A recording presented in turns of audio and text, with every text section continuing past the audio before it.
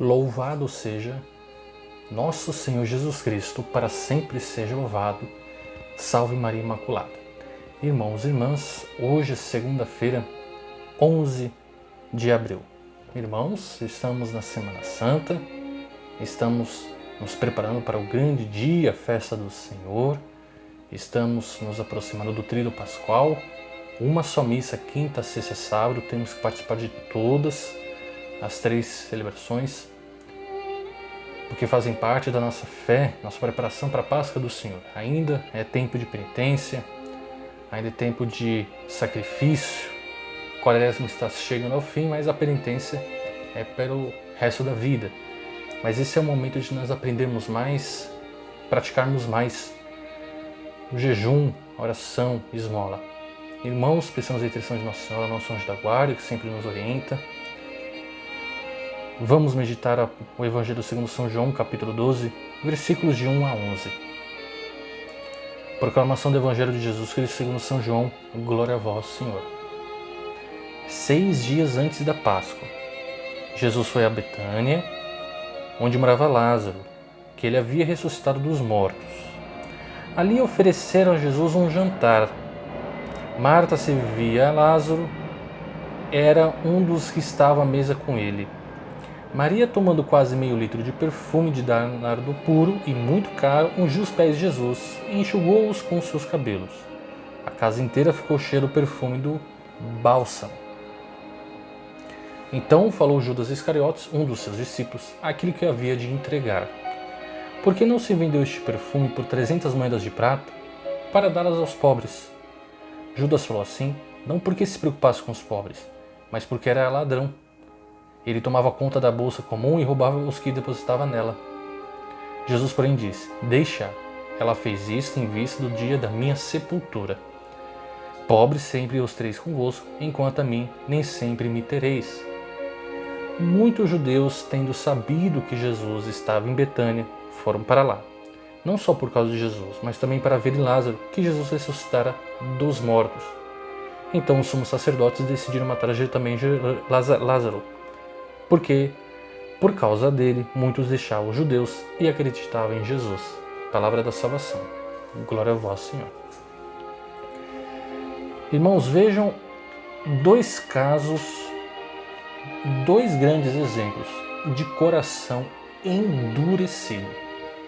Coração duro, olho em trevas, que não quer enxergar a verdade. De Judas Iscariotes e dos judeus. O primeiro exemplo, um exemplo muito bonito de arrependimento. Arrependimento. A mulher, de vez de usar aquele perfume para si mesma, preferiu usar o melhor perfume para ungir os pés de Jesus e enxugar com os cabelos. Mostrar arrependimento. Jesus, com muita clemência, claro, perdoou ela. Ela queria mostrar o seu arrependimento. Um gesto de adoração, enxugar os pés de Jesus, ungir com um perfume caro, um exemplo de arrependimento, do qual devemos fazer. Judas enxergou de uma forma errada, dizendo que deveria vender o perfume e dar aos pobres, mas na verdade ele era ladrão, ele só queria o dinheiro, né? Tanto porque ele tomava conta da bolsa comum e roubava o que depositavam nela. Daí, quero parar neste momento para refletir uma coisa importante. Deus já conhecia o coração de Judas, mesmo assim o chamou. Deus sabia que Judas iria traí-lo, sabia que ele era um ladrão. E mesmo assim, deu a responsabilidade de cuidar da bolsa. Por quê? Porque Deus confia no ser humano. Deus confia em mim, cada um de nós confia que vamos nos arrepender, acredita em nós até o fim, que vamos aceitar o Evangelho, que vamos melhorar, que vamos praticar os dons que nós temos. Chama a conversão até o fim. Exemplo disto, o bom ladrão, que no final da sua vida se arrependeu e foi perdoado.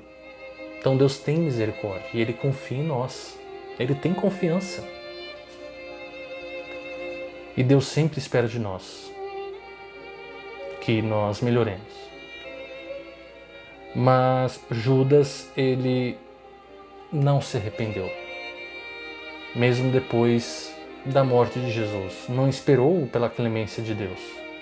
Poderia ter feito como Pedro. Pedro pediu perdão e alcançou a misericórdia. O segundo exemplo, um exemplo ainda mais sublime, a ressurreição de Lázaro. Os judeus queriam matar também a Lázaro, porque muitos estavam começando a acreditar em Jesus.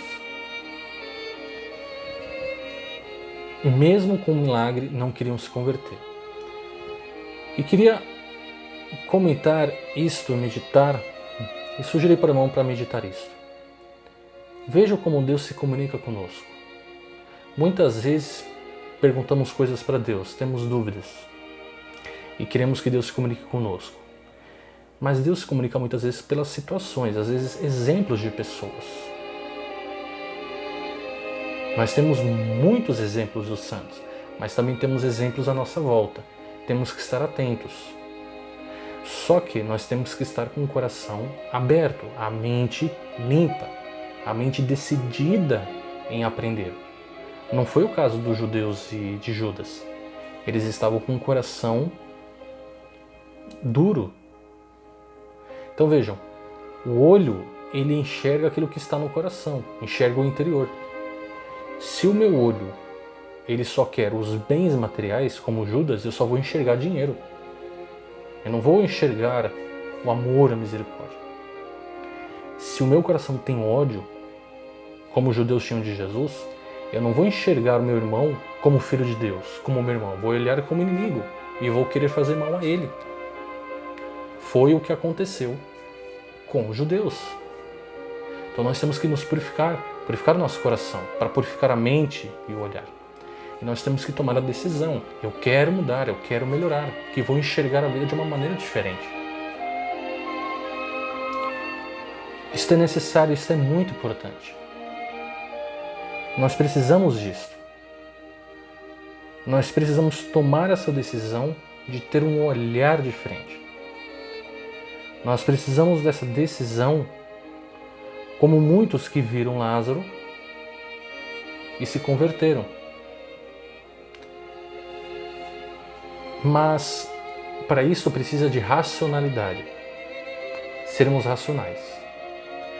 Irmãos, é muito comum as pessoas se entregarem a uma oração sentimental e esperarem uma resposta fácil de Jesus.